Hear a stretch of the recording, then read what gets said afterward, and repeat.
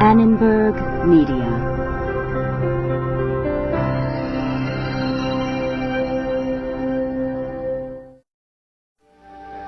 Is it possible to relive an operation in your subconscious? Just try to keep it as long as you can. Can your mind shut out the pain of extreme cold? Fixate. How does the right eye trick the left hand? The mind, hidden and divided. This time on Discovering Psychology.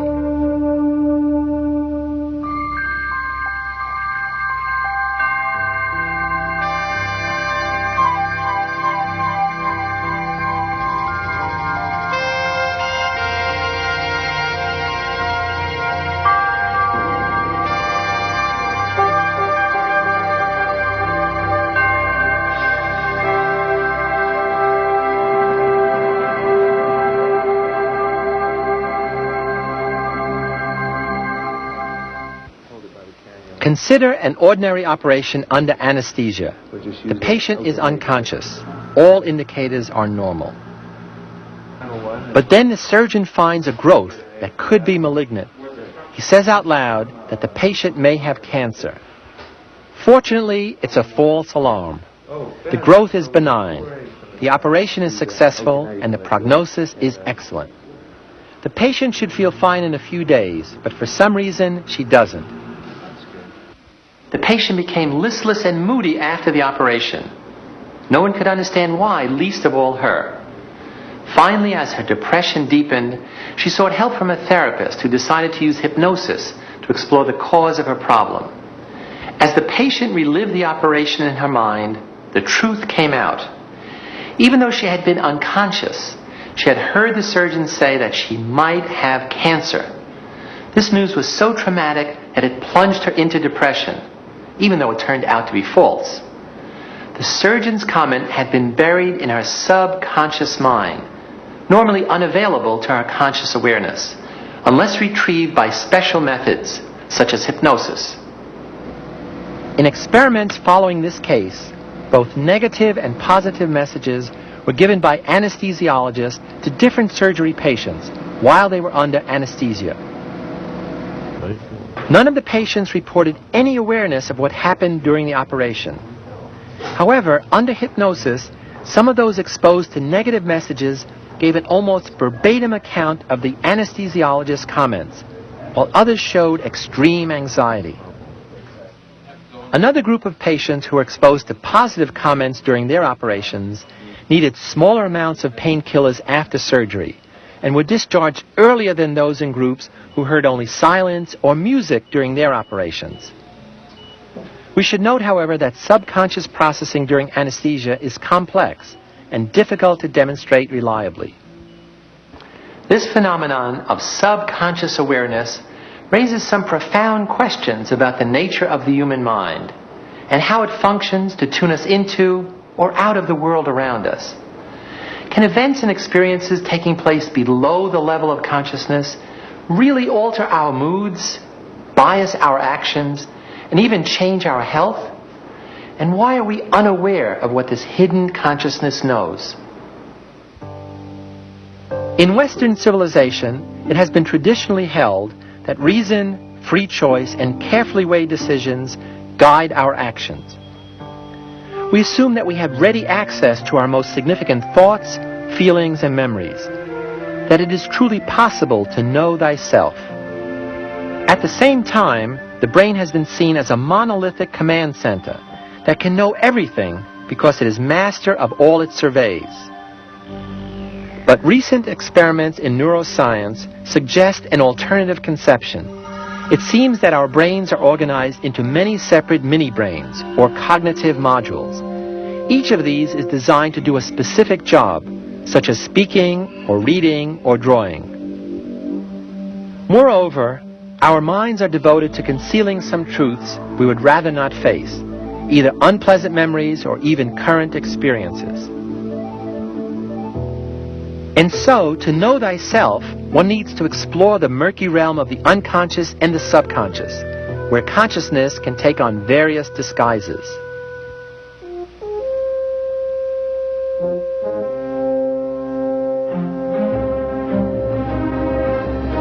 throughout history, people have been fascinated and frightened by the idea of a sudden transformation of identity, from our conscious selves to something beyond our control, as shown here in an early film version of Dr. Jekyll and Mr. Hyde. We see this notion in tales of witches' potions and voodoo possession, in stories of the devil who takes over and directs the souls of his victims. And we see it in the carvings of the Northwest Indians, which represent animals who have turned into humans. And although we know of no confirmed sightings of animal humans or witches or devils, we do know that certain chemical substances can dramatically change how the mind functions and even how personality is expressed. Our consciousness can be profoundly altered by psychoactive drugs called hallucinogens, most notably LSD, psilocybin, and mescaline, and more commonly, marijuana. A survey of nearly 500 societies around the world reveals that 90% of them practice some culturally patterned form of consciousness alteration, sometimes with the assistance of drugs, and sometimes by meditation or fasting. Experiencing traumatic events, even those deep in one's past, can also alter consciousness. At the University of Pittsburgh, psychologist Jonathan Schooler looks at the controversial phenomenon of recovered or discovered memory. Recovered memories are situations in which individuals believe they have remembered long-forgotten incidences of abuse. Many researchers in the field believe that these recovered memories are largely the product of therapist suggestion, that is, that they actually didn't happen. Others believe that these are generally true and are actually the product of long-forgotten, repressed memories. What I've been doing is to investigate these cases. I'm Jonathan Schooler. It's nice to see you. Good to meet you. And try to find evidence that sometimes, at least, these memories can correspond to actual incidents of abuse. Schooler's research led him to the case of J.R., whose recollection of having been molested as a child didn't surface until he was an adult. Schooler was interested not only in how memory finally emerged, but in determining if it was true. We went to a movie called Nuts with Barbra Streisand. Picked it, fairly randomly, fairly much on the spur of the moment. Didn't have any clue what it was about. During the course of the movie, it becomes clear that this female character was abused as a kid. And afterwards, we went out to dinner, and I felt very sort of agitated, kind of distracted that night. We lay down in bed, and Laura knew something was up. And that's when the first memory came to me. And I turned to her at one point and said, what happened to that little girl happened to me. One of the most important aspects in determining the credibility of a discovered memory is to obtain confirmatory evidence. Can you tell me about any efforts that you've made to corroborate the abuse that you've described? I've talked to 4 or 5 people who were also abused by the same person, including some in my family, one of whom was a total stranger who came forward and contacted me after I filed my lawsuit and after he'd seen some other publicity. I confronted the perpetrator. He acknowledged. It's very difficult to understand how individuals could forget something as traumatic as being molested or raped or seeing a death. And I think that's one of the reasons why many researchers have had trouble believing this phenomenon. I think that the mind is a very mysterious process still, and there are many things we don't understand. Although controversial, confirmed cases of discovered memory show us just how powerful the conscious and the unconscious domains of the human psyche can be. It was Sigmund Freud, remember, who pioneered exploration of the unconscious.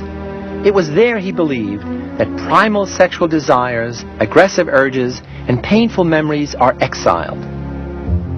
According to Freud, these traumatic thoughts and feelings, which threaten to overwhelm the individual if let loose, are forcibly removed from our conscious awareness by the process of repression. But over time, the binds that keep them imprisoned in the unconscious begin to loosen, until an alarm goes off. The alarm is acute anxiety, which signals that an escape to conscious awareness is imminent. In order to prevent that escape, new defenses are called upon, ego defensive mechanisms, which act to restrain the imprisoned thoughts and feelings at all costs. But the more heavy-handed the defenses are, the greater the pressure for escape, and the less energy the person has to deal with reality, until the entire system begins to crack under the strain, and mental illness results. For Freud, this dynamic of the human unconscious influences all our choices, decisions, memories, and dreams. It's even behind those slips of the tongue we call Freudian slips, such as greeting guests with, "I'm so sad you're here," instead of, "I'm so glad you're here." Errors like that, Freud tells us, are windows into our unconscious feelings, which otherwise might have remained hidden. But contemporary researches are showing that the unconscious is much more than the storehouse of the unpleasant and forbidden. It represents a basic process we all use regularly. The unconscious operates whenever we feel or act without being aware of what's influencing us, whether it's a stimulus from the current situation or from our past. Gently moving your hand down. Hypnosis is another, often dramatic window on the different levels of consciousness. People who have the special ability to be hypnotized or hypnotize themselves can experience remarkable changes in perception, memory, emotions, behavior, and bodily functions. Secure and deep hypnosis. The hypnotist is merely a coach facilitating the optimal performance of the subject. Michael, because you're highly hypnotizable, we can begin our hypnosis session today without any elaborate induction. In fact, all we have to do is have you concentrate on the target, which is your thumb. And as I move your hand down, just allow a state of deep relaxation to enter your body. And you feel very comfortably relaxed. And just let yourself go into a very deep, full, comfortable state of hypnosis. Get into a very deep, comfortable state of relaxation.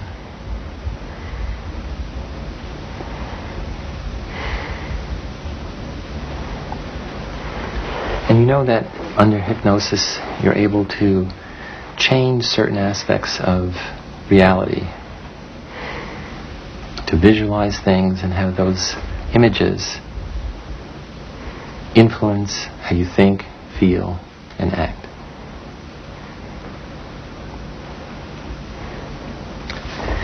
Now what I'd like to do is a consumer survey. I have here two colognes, a French cologne, which is described as flowery. And I'd like you to smell that, and then I'd like you to compare it with a second cologne. I'd like you to take a deep smell of this, Michael. How would you describe that? It's pleasant. It's kind of flowery. Do you think it's something you might wear? No. Why? It's okay, but it's a bit sweet. But it's nice. Michael, I'd like you now to sample the second cologne. This is a California cologne described as musky. I'd like you to take a deep whiff of this one.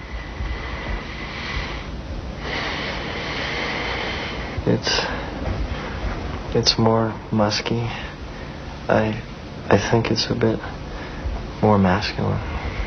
Which of the two do you like better? I would probably wear the second one. Want to take another smell of it? Yeah, please. Okay, I'm going to tap you on your shoulder, and when I do, you're going to be alert and refreshed because I'd like you to sample the colognes again. Okay? Okay. Here's the first one, the French cologne. Tell me what you think of it now. It's nice. It smells a little different than when I was hypnotized. It smelled a little sweeter then, but it's okay. That's fine. Would you wear it? Maybe, but it's a little light for me. It's Okay, and here's the second one, the California cologne. Tell me what you think of it now. Oh, no. No. That's awful. See what that is? Ammonia. Ooh, no, I think that's something I wouldn't wear. But you just said that you prefer this, that it smelled musky and masculine. It smelled a little better in hypnosis. Psychologists generally believe that hypnosis is a special form of dissociated consciousness. Mike's expectation that he will smell 2 colognes blocks the usual sensory response to the ammonia. And you said it was a cologne and then it smelled nice, and when I concentrated on that fact, it really did smell okay. It really worked. I thought it smelled great. After hypnosis, the subject may follow a post-hypnotic suggestion and may have a thought or feeling without conscious knowledge of its hypnotically suggested source, or experience post-hypnotic amnesia, forgetting selected events by suggestion. Hypnosis can also affect biological functioning. One of the most important practical applications of hypnosis is in pain control, used in surgery, dentistry, and childbirth. We'd like to demonstrate the power of hypnosis to alter consciousness and pain control. Laura's entering a deep state of hypnosis, and as she does, she's generating an image which dissociates her consciousness from the immediate environment. Mark, who is not going to be hypnotized, is going to be the control. I'm going to put both of their hands in this ice water, and as I do, they're going to give me a rating from 0 to 10, indicating how distressful it feels. 0 is nothing, 5 is moderate pain, and 10 is the limit of your pain tolerance, at which point I'd like you to take your hand out. So let's time it. I'm going to start the clock now. Mark, what is your rating? 2. Laura? 1. 3. Laura? 1.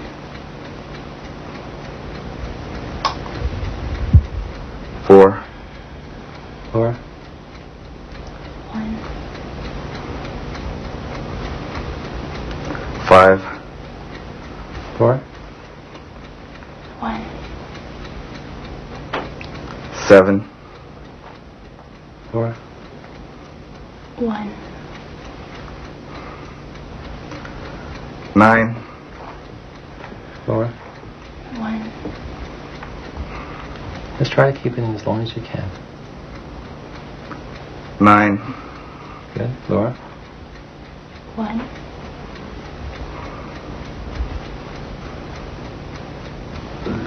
9. Good. Laura? 1. 10. Laura? 1. Despite the evidence, it's still hard for most of us to accept the notion that the human mind can act in ways that are contrary to the individual's best interest, or that so much can be swept under the rug of consciousness, with so many important ideas and feelings kept out of sight. But suppose we could illustrate that parts of the mind can actually be separated and can function independently from each other, that the mind can be a double agent, spy and counter-spy at the same time, revealing and concealing, knowing and not knowing, aware and confused. How? By cutting the brain in two and seeing what happens. Patients suffering from otherwise incurable and incapacitating epileptic seizures are often helped if the connection between the two cerebral hemispheres is cut. The two halves of the brain are mirror images of each other, connected by the corpus callosum, a bundle of about 200 million nerve fibers carrying information to and from each side of the brain.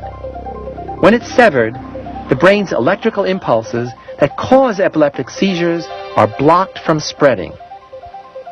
In a sense, the brain is divided already, The nervous system is wired so that incoming sensory impulses from our vision or our sense of touch are routed to the opposite side of the brain.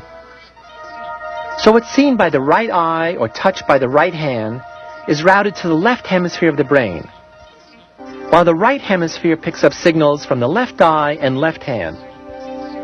Normally, this information is then shared by both sides of the brain via the corpus callosum.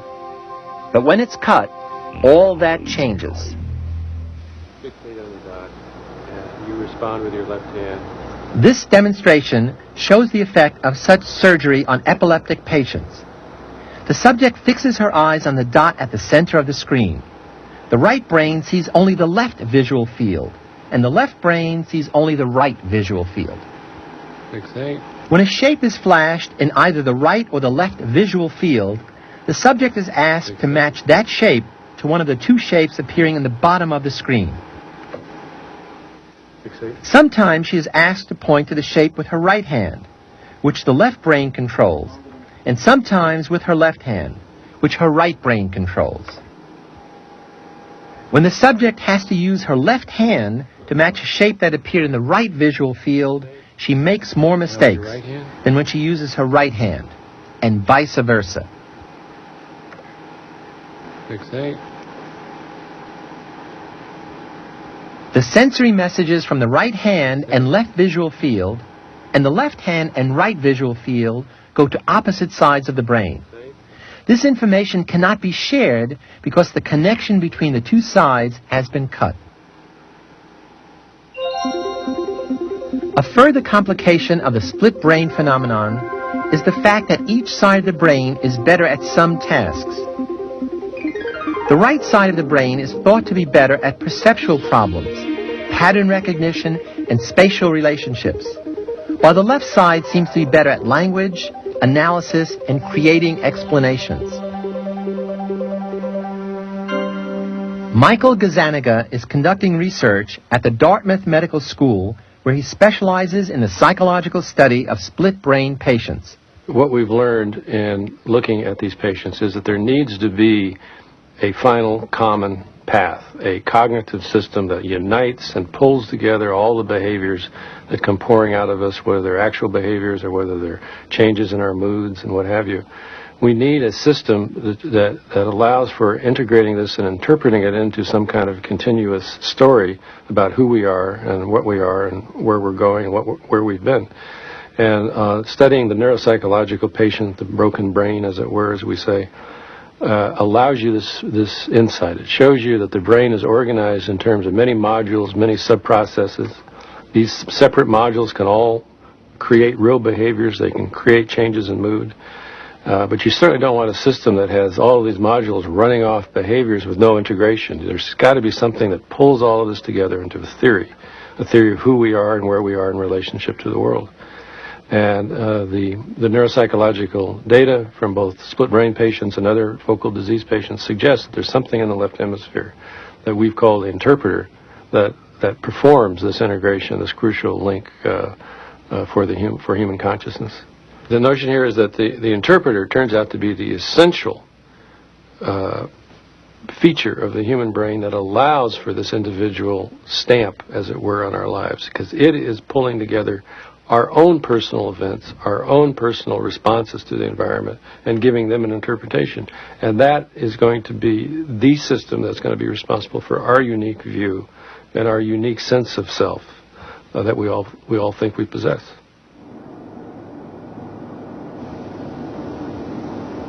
Some neuroscientists and cognitive psychologists believe that if the brain is in fact a confederacy of modules, it might work like this. One module might deal only with recognizing faces, another with mathematical calculations, a third with perceiving angles, and so on. These highly specialized multi-minds are then moved into consciousness temporarily, and then moved out when no longer needed. But when the wrong mind module is moved in, or isn't moved out fast enough, we're in trouble. The result is an error in judgment.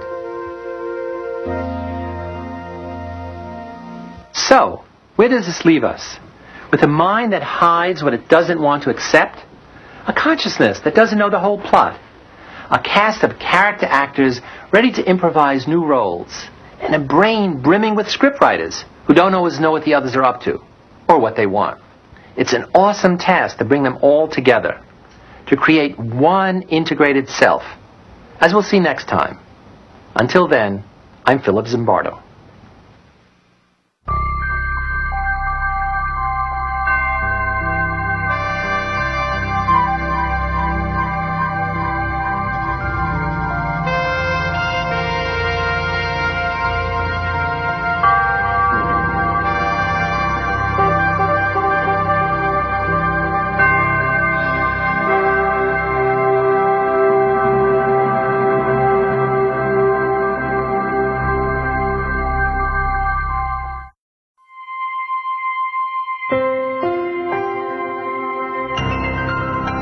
Annenberg Media.